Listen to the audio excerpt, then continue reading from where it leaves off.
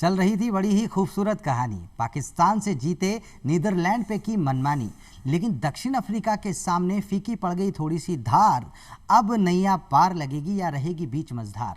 इन्हीं कुछ सवालों का जवाब आज खेल पत्रिका के इस विशेष अंक तैयारी जीत की या यूं कहें सेमीफाइनल का रास्ता आगे कैसा होगा, जानेंगे आज के हमारे खास मेहमान और क्रिकेट समीक्षक जो कि हेड कोच हैं रणजी टीम राजस्थान के और पूर्व स्टार बल्लेबाज रहे हैं राजस्थान के, सभी जानते हैं। विनीत सक्सेना जी आज हमारे साथ हैं, जिनसे हम जानेंगे खेल के इस पहलू को। सेमीफाइनल की राहें कैसे आसान होगी, कितनी मुश्किल होगी, समीकरण जो है वो ग्रुप का बिल्कुल खुला हुआ है। क्या राय देना चाहेंगे आप, क्या कहना चाहेंगे? देखिए, अब जो परिस्थितियां बन गई हैं उसमें इंडिया को अगर क्वालिफाई करना है तो कायदे से तो दोनों मैच जीतेंगे तो 100% क्वालिफाई करेंगे। तो आई थिंक फोकस यही होना चाहिए कि पहला जो बांग्लादेश का गेम है, मतलब टेक इट 1 by 1, पहले आप बांग्लादेश से जीतें एंड देन आगे का सोचें। सर, आपसे बातचीत जारी रहेगी और फिलहाल हमारे पास हमारे एक खेल प्रेमी, खेल के प्रशंसक हर्षित हमारे साथ जुड़ गए हैं। उनसे जानते हैं वो क्या कहना चाहते हैं, उसके बाद फिर से आपसे बातचीत जारी रखेंगे। जी। भारतीय टीम अब कर चली है कड़ा संकल्प, इस बार घर लेकर ही आना है T20 विश्व कप। और इस संकल्प की शुरुआत हुई पाकिस्तान के विरुद्ध महामुकाबले में, जहां घोर संग्राम हो रहा था इन दोनों टीमों के मध्य।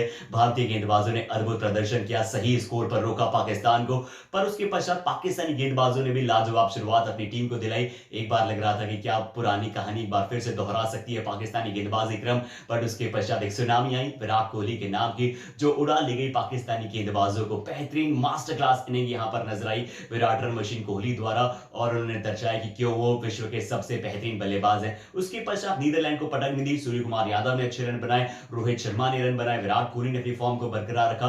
बट बात करने लायक जो मुकाबला था वो था साउथ अफ्रीका के विरुद्ध, जहां पर पूरी तरह से तैयारियों का यहां पर मुआवजा करते हुए नजर आई टीम। थोड़ी सी तैयारियों में अभी भी कमजोरी नजर आई, खासकर क्षेत्र रक्षण में। उसे और बेहतर करना होगा, बल्लेबाजों को और थोड़ा सा निश्चयात्मक खेल का प्रदर्शन करना होगा।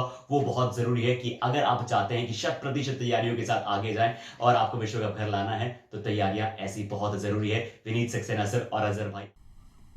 तो सर, आपने देखा और वाकई बात अभी एक एक जो भारतीय प्रशंसक है उसके दिलो दिमाग में यही चल रही है कि जो जीत की बात हम कर रहे हैं, पाकिस्तान से हम जीत गए, नीदरलैंड से हम जीत गए, उसके बाद में अब जो कहानी चल पड़ी है साउथ अफ्रीका के सामने, वो जो धार है थोड़ी सी कमज़ोर पड़ी है।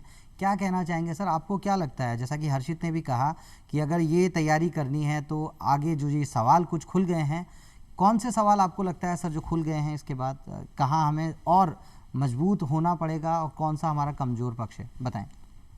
देखिए, जो अच्छी बात है, अगर मैं पॉजिटिव्स की बात करूं, विराट कोहली की जो इनिंग्स थी, अगेन हार्दिक पांड्या ने जो उस टाइम वो पार्टनरशिप करी बैटिंग के लिहाज से, सूर्यकुमार यादव की अगेंस्ट साउथ अफ्रीका जो इनिंग्स है, इसके अलावा जो बॉलर्स हैं उन्होंने काफ़ी, स्पेशली भुवनेश्वर कुमार हो गए, मोहम्मद शमी हो गए, इवन अर्शदीप हो गए, ये काफ़ी अच्छी बॉलिंग कर रहे हैं। तो ये सब पॉजिटिव्स हैं।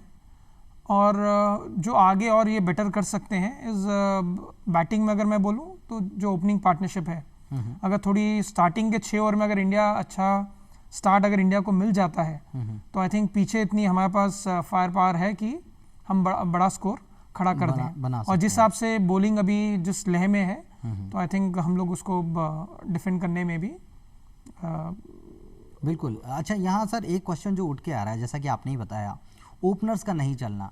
अब मैं बात करूं केएल राहुल, जिनके ऊपर एक बहुत बड़ा सवालिया निशान है। पोटेंशियल में या यूं कहें कि क्षमताओं में कोई कमी नहीं है, कागज़ पे भी जितने ज़बरदस्त वो प्लेयर हैं उतने ज़बरदस्त मैदान पर भी हैं, लेकिन बड़े टूर्नामेंट्स आने के साथ ही चीज़ें बदल सी जाती हैं। क्या लगता है सर केएल राहुल के साथ, और क्या उन्हें अपनी मजबूती कैसे पेश करनी चाहिए, कैसे परफॉर्मेंस को और बेटर करना चाहिए, आपसे जानेंगे।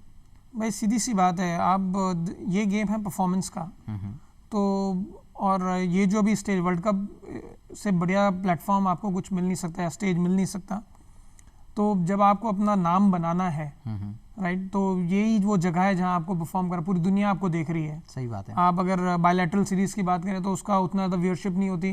भाई 2 कंट्रीज के लोग होंगे वो इंटरेस्टेड होंगे देखने में, या कुछ क्रिकेट लवर्स है वो देखेंगे। बट जब वर्ल्ड कप की बात होती है तो पूरे दुनिया के जो क्रिकेट लवर्स हैं वो मैच पे ध्यान रखते हैं कि साहब कौन सी टीम जीत रही है, कौन क्या कर रहा है, तो आई थिंक इससे बढ़िया प्लेटफॉर्म हो नहीं सकता। और अगर वो अपना वही जैसा लोगों के जो परसेप्शन बना हुआ है उसको चेंज करना चाहते हैं, तो this is the right time, right place to perform. Hitman को कैसे आप दरकिनार कर सकते हैं? लय में अब तक नज़र नहीं आया, एक 50 एक अर्धशतक उन्होंने बनाया नीदरलैंड्स के खिलाफ, लेकिन वो रोहित शर्मा जिसे हम जानते हैं वो अभी तक मैदान पे अभी तक हमें शायद देखने को नहीं मिले, क्योंकि उस 50 में भी एक कैच ड्रॉप था, कुछ फ्लॉज थे। क्या कहना चाहेंगे Rohit? At the same time उनको क्या करना चाहिए? कप्तान भी हैं, प्रेशर कहीं कप्तानी का कोई प्रेशर तो नहीं आपको कहीं लगता? देखिए कप्तानी का अपना प्रेशर होता है, बट रोहित कोई पहली बार कप्तानी कर नहीं रहे, तो हम बोलें कि अभी बहुत ज़्यादा प्रेशर इसके वजह से नहीं खेल पा रहे, तो मैं उससे एग्री नहीं करूँगा। और क्या होता है कि जब भी आप किसी टूर्नामेंट में जाते हैं तो एज अ बैट्समैन जो साइकोलॉजी होती है, हर किसी को अच्छा लगता है कि थोड़े रन्स आपके लग जाएं। तो जो पॉजिटिव चीज़ है कि वो रन्स पिछले मैच में उनके लगे, और इवन इसमें भी जो बैटिंग कर रहे थे तो उन्होंने एक दो छक्के उन्होंने मारे थे बिल्कुल। और अगर ऑनेस्टली बोला जाए ये बैटिंग के लिए उतनी आसान पिच नहीं थी, इसमें बॉलर्स के लिए काफ़ी कुछ था। ठीक है, तो बैट्समैन को आउट होने के लिए एक बॉल लगती है। सही बात है। दिस डजंट डिफाइन कि वो अभी लय में है या नहीं है। जो उन्होंने शॉट्स खेले नहीं, जो भी लिमिटेड खेले और good shots, it is just matter of time कि वो एक बड़ी इनिंग लगे। तो जो वो पहले कर चुके हैं इन द पास्ट, तो I am very hopeful. Hopeful हम भी हैं, और होपफुल तो हम इतने हम चाहते हैं कि वो जो ट्रॉफी है ना, अब वो रोहित शर्मा के हाथों में ही हम देखना चाहते हैं। अच्छा, यहाँ पे जब कप्तान की बात की जा रही है तो एक और कप्तान हमारे साथ अभी जुड़ चुके हैं, अशोक मिनारिया जी, और आप ही की कोचिंग में अभी खेल रहे हैं, तो उनसे जानते हैं वो क्या कहना चाहते हैं। आइए। अजहर जी और विनीत भैया, मेरे हिसाब से इंडिया का मैच बांग्लादेश है, अगर वो मैच इंडिया जीत जाती है तो थ्रू कर जाएगी, उसके बाद सारे इवेंट बर्ड्स ख़त्म हो जाएंगे। बट अगर बांग्लादेश से हारती है इंडिया तो प्रॉब्लम हो जाएगी, फिर सारे सर्कमस्टांस चेंज हो जाएंगे। तो मेरे को लगता है इंडिया भी वैसे ही लेगी इस मैच को कि भाई डू एंड डाई मैच है हमारे लिए, कि लास्ट मैच है और यहीं पर टूर्नामेंट में क्वालिफाई कर जाओ। और रही बात पिछले मैचों की, तो साउथ अफ्रीका ने बॉलिंग भी बहुत अच्छी करी थी। हमारा मैच पर्थ में था, पर्थ में बाउंस ही इतना होता है और उसी बाउंस के कारण हम थोड़े फंस गए। फील्डिंग क्रिकेट का पार्ट है, होती है कभी ख़राब, अच्छी ख़राब होती है। विराट कोहली ने कैच छोड़ा, बट वही विराट कोहली जो हमारे बेस्ट फील्डर है। बट मुझे लगता है कि ऐसी कोई मुश्किल आएगी नहीं इंडिया को क्वालिफाई करने के लिए, और चीज़ें काफ़ी स्मूथ चल रही है इंडिया के लिए। टॉप ऑर्डर भी अच्छा परफॉर्म कर रहा है, मिडिल ऑर्डर भी अच्छा कर रहा है, और हमारे फास्ट बॉलर्स भी बहुत अच्छा कर रहे हैं। तो बुमराह की जगह जो रिप्लेसमेंट आए सामी, वो भी बहुत गजब की बॉलिंग कर रहे हैं अभी। तो ऑल ओवर मुझे बहुत अच्छा पैकेज लग रहा है इंडियन टीम का, और सबसे ज़्यादा ब्राइट चांसेस लग रहे हैं मुझे इंडियन टीम के कि वो जीते। और इंडियन टीम को जीतना भी चाहिए क्योंकि उनके हर एक डिपार्टमेंट काफ़ी स्मूथ है अभी।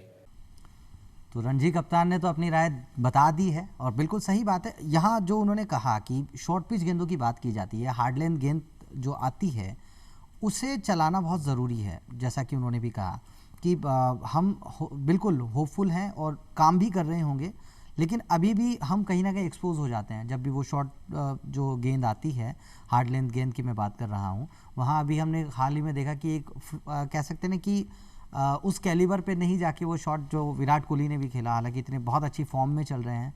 तो क्या लगता है सर आपको, शॉर्ट पिच गेंदों से कैसे पार पाया जाए अब, और क्या थिंक टैंक को और क्या सोचना चाहिए? देखिए, आप सीधे इंडिया को ऐसा ब्लेम नहीं कर सकते कि ये शॉर्ट पिच बॉल नहीं खेल पा रहे हैं। आई थिंक साउथ अफ्रीका में बाउंसी पिच तो उनको तो बहुत अच्छा खेलना चाहिए था, और ये जो इंडिया ने जो रन बनाए थे इनको तो 15-16 ओवर में चेस कर लेने चाहिए थे।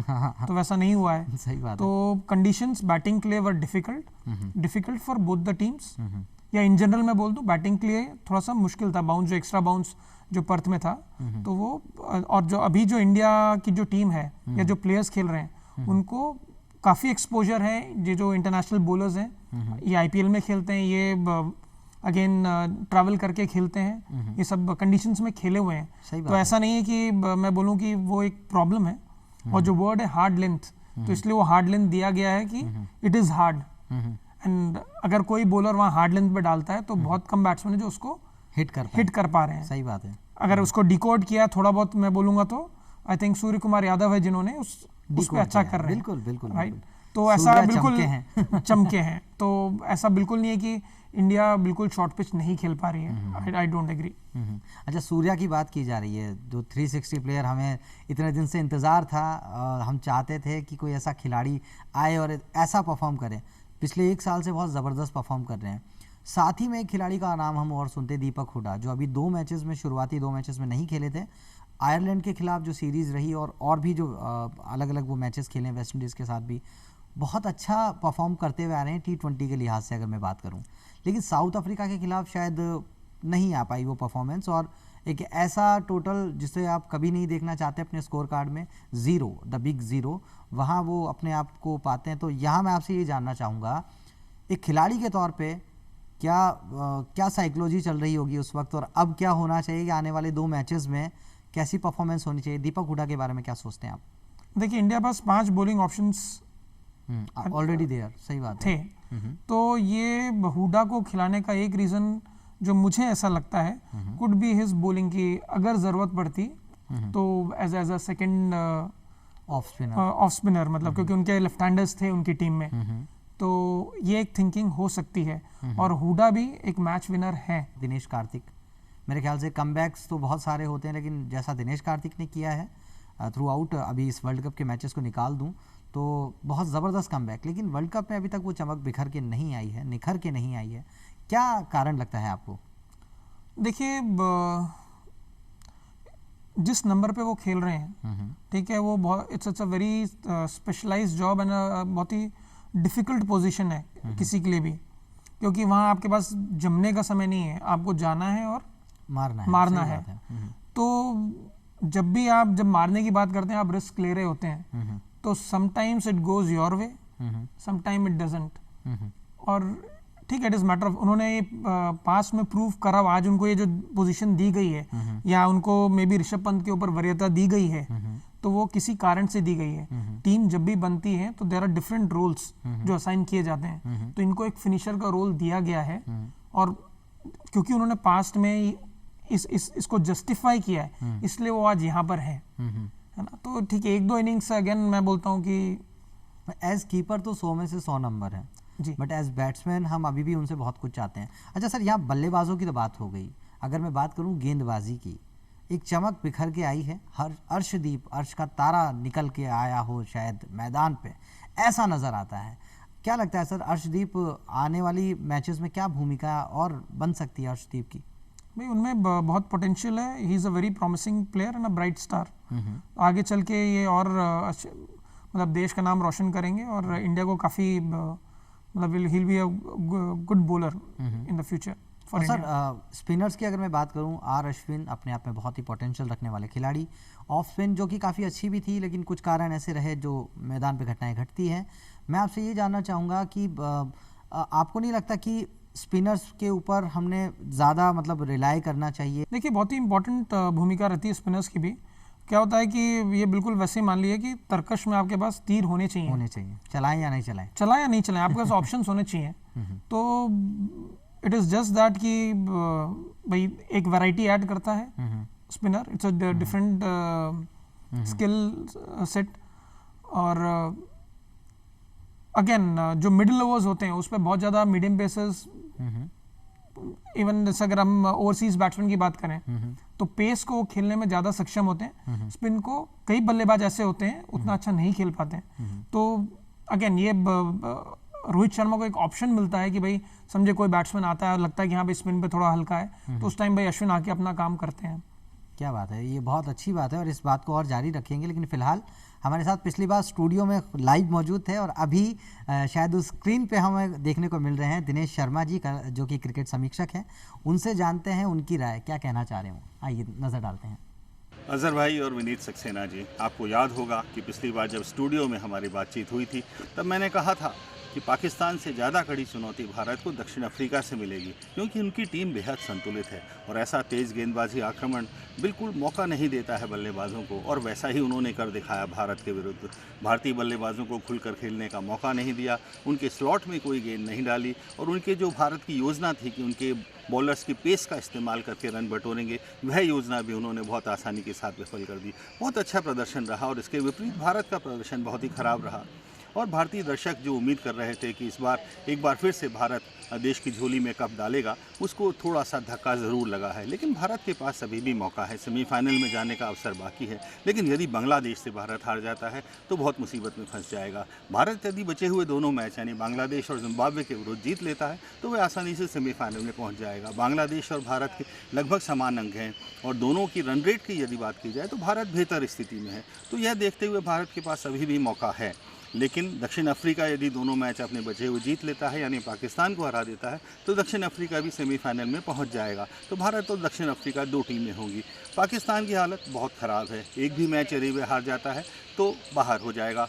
और इसके अलावा नीदरलैंड जो है वो भी एक मैच हार करके बाहर ऑलरेडी हो चुका है। तो भारत के पास अभी अवसर तो है, लेकिन उसे अपना प्रदर्शन बहुत सुधारना होगा। आपको ओपनिंग साझेदारी की समस्या सुलझानी ही होगी। राहुल को बहुत मौके मिल चुके हैं, एक बार अब जुआ खेलना चाहिए, गैम्बल खेलना चाहिए कि पंत से ओपनिंग कराई जाए, क्योंकि लगातार विफल हुए राहुल बिल्कुल आत्मविश्वास खो चुके हैं। जैसा फुटवर्क उनका देखा, जैसे डर डर के वो गेंद खेल रहे थे, उससे लगता है कि अब बदलने का समय आ गया है। इसी तरह क्षेत्र रक्षण बहुत ख़राब रहा भारत का। तो इन सब चीज़ों को भारत को सुधारना होगा और भारत के पास अब भी मौका है। ये सब चीज़ें सुधार लेता है तो अच्छा प्रदर्शन करता है, सेमीफाइनल में दस्तक देगा और साथ ही भी कप भी वापस ले आएगा।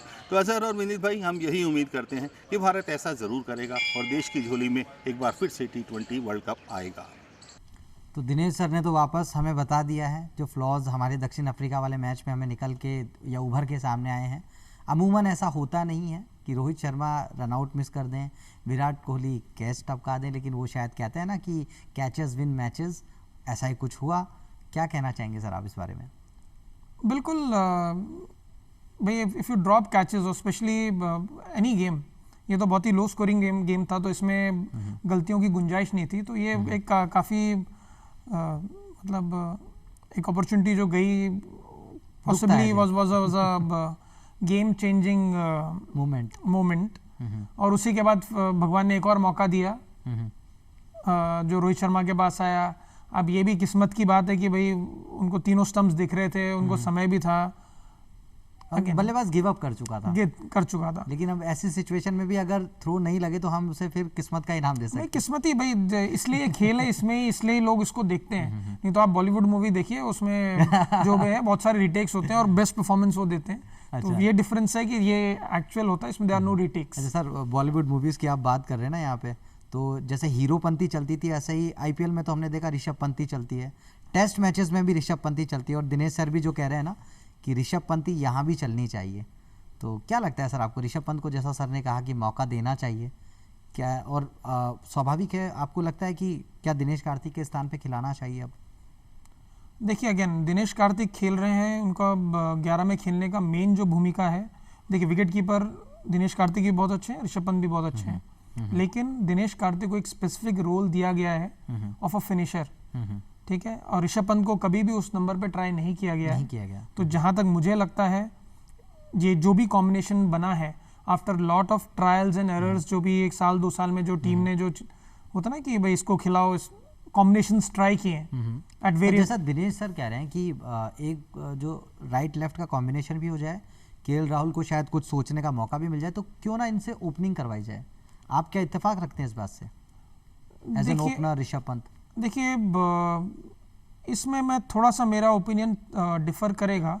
उसका रीज़न ये है कि अगर जो भी अगेन ये जो टीम कॉम्बिनेशन जो भी बना है, इंडियन टीम ने जो पहले साल 2 साल में काफ़ी सीरीज़ में चेंजेस होता ना कि कभी कोई खेल रहा है, कभी कोई खेल रहा है, ये सब करने बाद then they have decided their final combination, ठीक है। ऋषभ पंत ने शायद ही किसी मैच में ओपनिंग करी है इससे पहले, तो अभी 2 मैच से आप डिसाइड नहीं कर सकते कि भाई केएल राहुल अच्छे नहीं है। हाँ। अगर आप देखें इससे पहले जो सीरीज हो रही थी, इवन एशिया कप में था, भुवनेश्वर कुमार का परफॉर्मेंस उतना अच्छा नहीं था।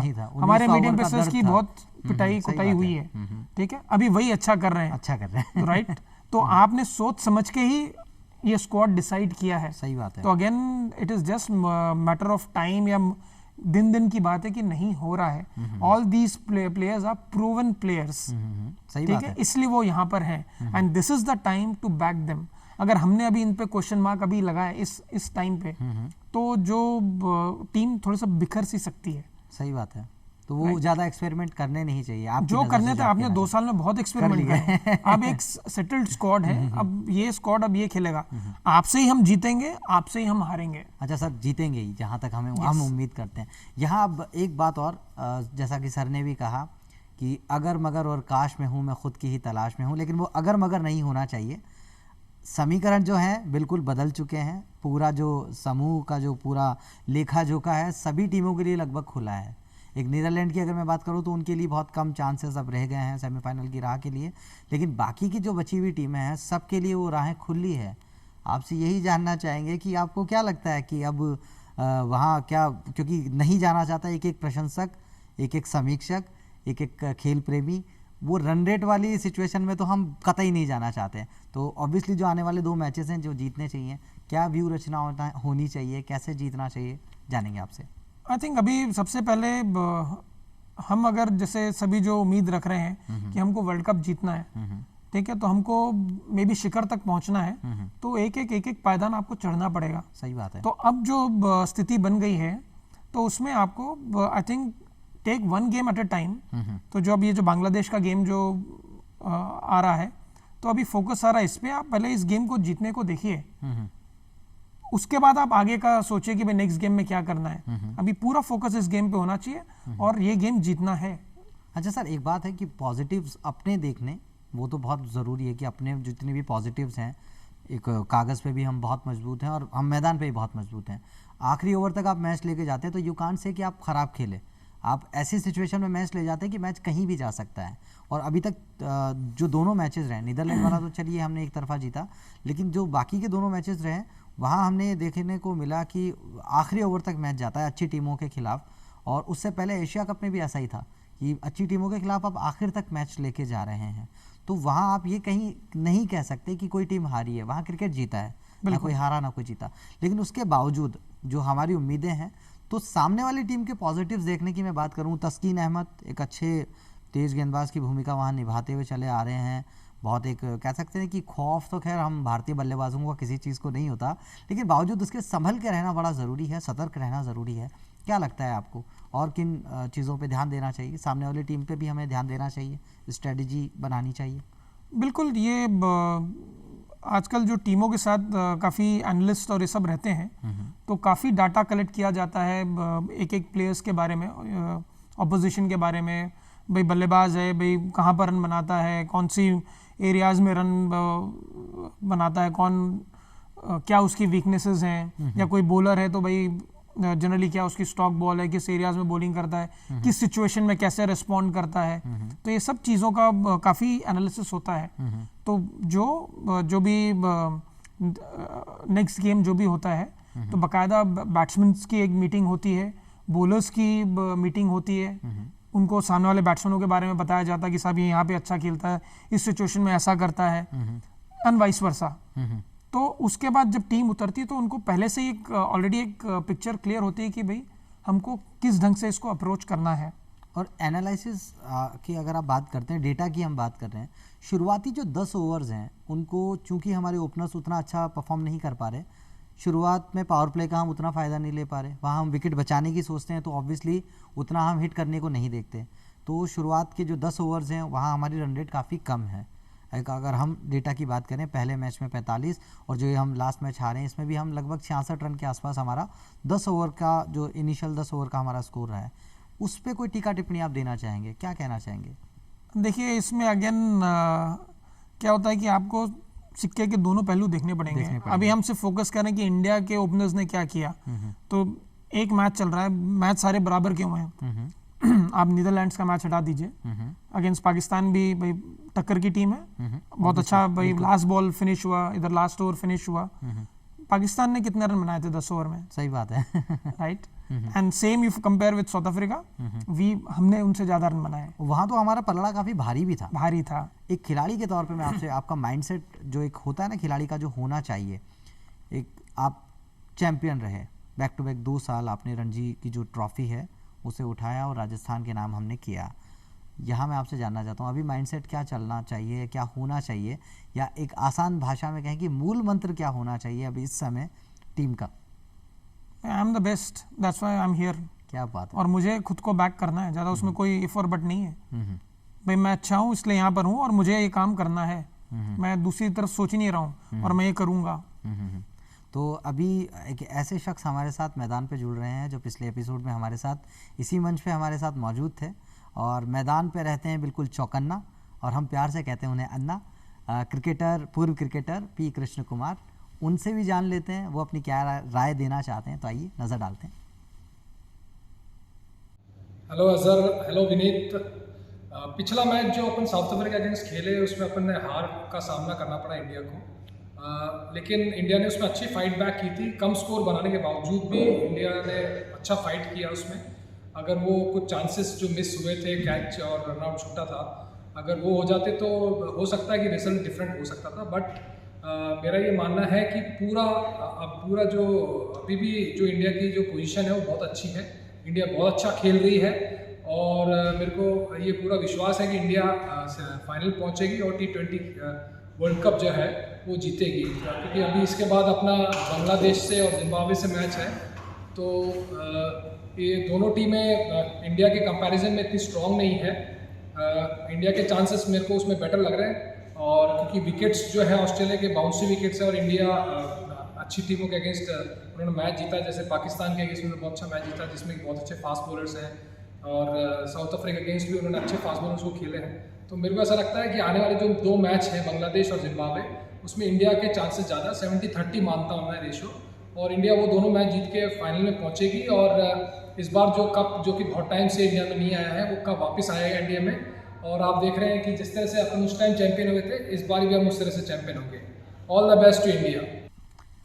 तो अन्ना ने तो कह दी है बात दिल की। हम भी यही चाहते हैं कि विश्व कप जो है वो वापस लौट के 2007 के बाद जो अलग अलग देशों में रहा वो वापस घर वापसी हो जाए हमारे उस विश्व कप की। और ये बात मैं आपसे भी जानना चाहूँगा कि उस तस्वीर को हम देख पा रहे थे जो चैंपियंस की तस्वीर के साथ अन्ना खड़े हुए थे, पी कृष्ण कुमार साहब, और शायद वो तस्वीर हमें ये बताती है कि अब तस्वीर भी बदलनी चाहिए और तकदीर भी बदलनी चाहिए। आप क्या कहना चाहेंगे? विश्व कप अब कैसे आना, बिल्कुल आना ही चाहिए, आपका क्या संदेश होगा? आई थिंक आप जैसा मैंने कहा कि जस्ट एक एक गेम लेके चलिए and focus on your process. Right process leads to right results. तो बहुत ज़्यादा कि हमको जीतना है तो वो प्रेशर लेने की ज़रूरत नहीं है, बट जीतने के लिए क्या रास्ता अपनाना है, राइट, आप फोकस उस रास्ते पे करिए और उस पे चलने को देखिए तो आप मंजिल तक जरूर पहुंच जाएंगे। टिपिकल कोच वाली बात आपने कही है। मुझे लगता है कि राहुल द्रविड़ जो हैं वो भी बहुत अच्छे कोच हैं ऑब्वियसली, और थ्रू आउट जो उन्होंने अंडर 19 टीम के साथ किया है वो मिरेकल शायद अब यहाँ पे भी दोबारा होगा। मैं आपसे ये जानना चाहूँगा एज अ कोच, फिर से जो आपका जो संदेश जो आपने दिया है ना, मैं चाहूँगा कि ये संदेश अब पूरी इंडियन टीम को और भारतीय प्रशंसकों को भी दिया जाए कि थोड़ा जो है सब्र, इतनी एक ही मैच में सब्र भी नहीं खोना है। क्या कहना चाहेंगे? भाई थोड़ा सा भाई जीतना है तो थोड़ा तसल्ली तो रखनी पड़ेगी, इंतज़ार तो करना ही पड़ेगा। एंड अगेन इंडियन टीम अच्छा ही खेल रही है, स्पेशली जो पाकिस्तान के अगेंस्ट खेले और जो परफॉर्मेंस दी है, तो और विराट कोहली जिस ढंग से खेले, आई थिंक इंडिया जब भी जो विनिंग परसेंटेज इंडिया का जब भी रहा है तो उसमें विराट कोहली का कंट्रीब्यूशन बहुत अहम रहा है। और अभी जिस लय में विराट कोहली लग रहे हैं तो आई थिंक हमारे जीतने के चांसेस बहुत ज़्यादा बढ़ जाते हैं। उसके अलावा हमारे पास बहुत सारे मैच विनर्स हैं, it is just matter of time, थोड़ा तो इंतज़ार करना पड़ेगा, but I am very sure कि हम जीतेंगे। और बिल्कुल हम यही दुआ करते हैं कि हम जीतेंगे, और ये कहना बड़ा मुनासिब है, विश्व कप अब हमारा होना चाहिए, ये दुआ हम करते हैं। और साथ ही साथ सभी प्रशंसकों को कहते हैं कि अच्छे वक्त में तो अपनी टीम के साथ हर कोई खड़ा होता है। अगर मैं एक मैच हार भी जाए ना कोई टीम, हमारी इंडियन टीम, तो उनके साथ तब भी हमें खड़ा रहना है और उसी ज़ोर से, उसी दिल से, उसी जज्बात से एक ही बात कहनी है, इंडिया इंडिया। सो फाइनली लेते हैं आपसे विदा। अगले अंक में फिर करेंगे आपसे मुलाकात ऐसे ही किसी क्रिकेट विशेषज्ञ के साथ। तो दीजिए इजाज़त अजहर को, और अगले अंक में फिर से करते हैं आपसे मुलाकात। धन्यवाद।